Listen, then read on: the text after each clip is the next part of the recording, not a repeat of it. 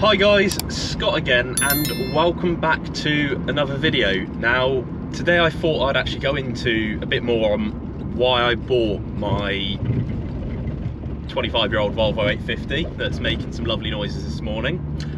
Yeah, so I realised I've shown you the car, I've taken you for a little drive in it, but I haven't actually gone through how I ended up buying this or why, like the main reasons.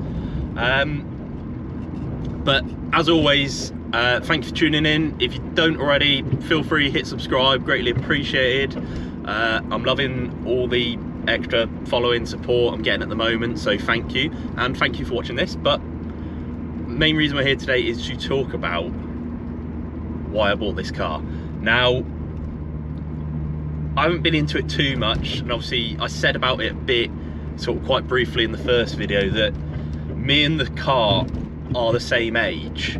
Now, before I buy any car sort of like this, I always go on the government website and do the MOT check. So I think the easiest way to sort of let you tell it is just to tell the story of the day I bought the car, because unfortunately I didn't have the camera, it wasn't charged, so I couldn't actually film me getting the car and what was going on with that, so sorry, but you're gonna have to just listen to me talking to you about it. Yeah, so Facebook Marketplace. After doing our cheap car NT500 last year, I have fallen in love with scrolling Facebook Marketplace for cheap cars. So I was sat at work, a bit bored, on a break, sat there scrolling through Facebook Marketplace, and I saw this and I thought, oh, that looks quite like, they look old Volvos, like I said, the shape and the style of these older cars are growing on me more and more as I get older. And I was like, oh, that's cool, that's really cool. I was like, 1997, I was like, I was born in 97. So government website, just to have a little quick check. You go on the MOT, just see if it's good to go on there, just to see if you've got any issues. It gives you like an idea of issues the car's had, how they've been fixed, just from how they've come on the MOT, because you can tell if they've sort of just been ignored or if they've still got anything sort of running through, which is how I know the steering rack needs replacing soon on this. But yeah, I went on the Gov website, did the little MOT check, all came back all right. Mileage looked pretty steady going up, obviously it's on 180,000 now, but it tells you the day the car was registered, and this car was registered on my actual day of birth. So it was registered the day I was born, so we are exactly the same age in that respect. And after I found that out and saw it, I was sold. I had to have the car, because yeah, how cool is it to own a car which is exactly the same age as you? Well, obviously it was made, but you know, registered wise, so I just thought that was really cool. So I was like, okay, right, I'm sold, I got it. And I went and viewed the car, and then obviously scrolling through the ads, sort of, yeah, and I just went and bought it. So that's probably the main, most sort of fundamental reason I bought this car. It's bad, and it's bad as it sounds. That's probably the main reason I bought it. But obviously, many other reasons. Reading the ad and realising it's a 2.5 inline 5.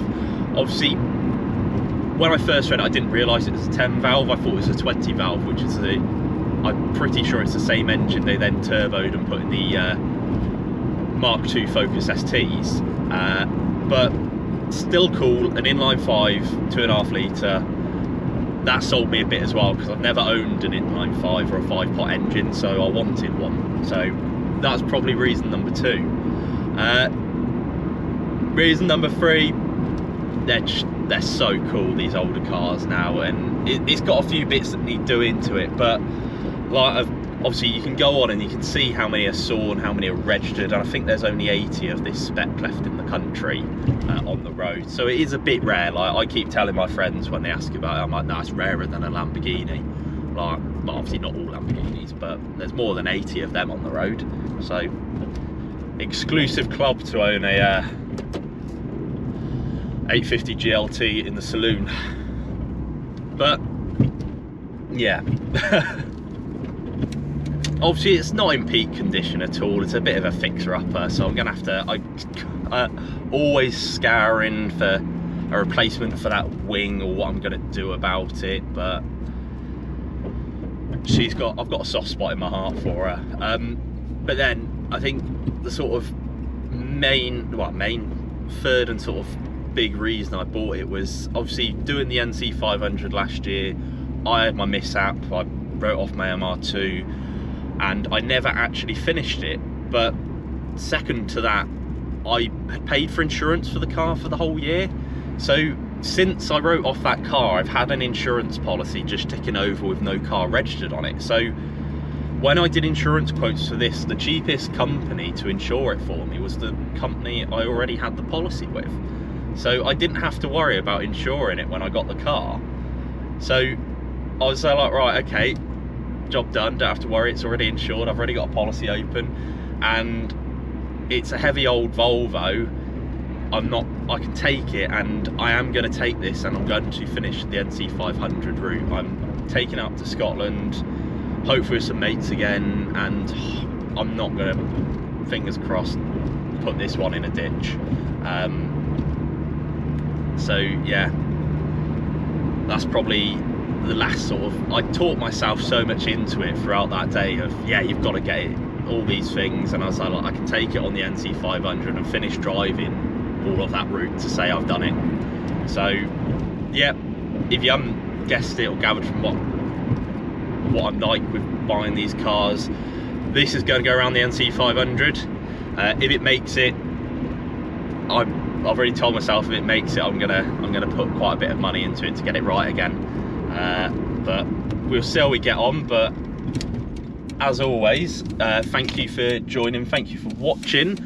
It's all appreciated. Anything you want to see, let me know. I've got a few ideas for bits to do, but that sound. Yeah, I got a few ideas for things I sort of want to do. NC 500's on it. Hopefully I'll get some better content for that, and I won't sort of, yeah.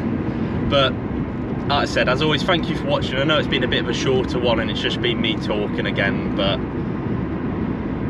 it's a bit cold outside to walk around doing the video, and I just wanted to sort of tell you why I bought it. But keep those questions coming about the cars, all that stuff. I love answering them, it gives me something to do. So yeah, thanks for your support, and I hope to see you all in the next video. Bye for now.